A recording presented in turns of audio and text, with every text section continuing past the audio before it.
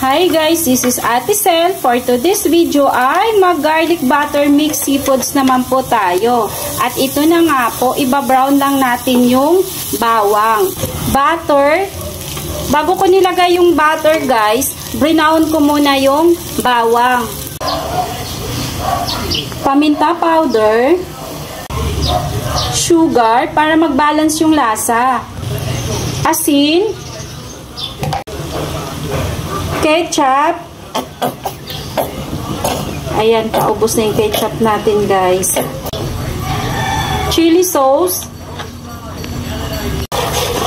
Haluin. Naka-low fire lang tayo guys ha, para hindi masunog yung mga ingredients natin. Huwag kalimutan tikman para ma-adjust yung lasa kung may kulang.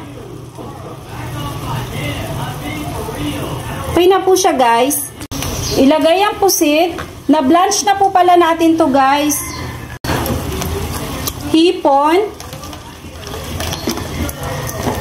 Tahong. Haluin ang bongga.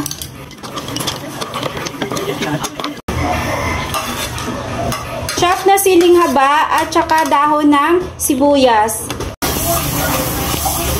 At ito na po guys, luto na po ang ating garlic buttered mix seafoods. Yun lang po guys. Thank you for watching and please don't forget to subscribe my YouTube channel Cooking by Ate Sel. Ingat!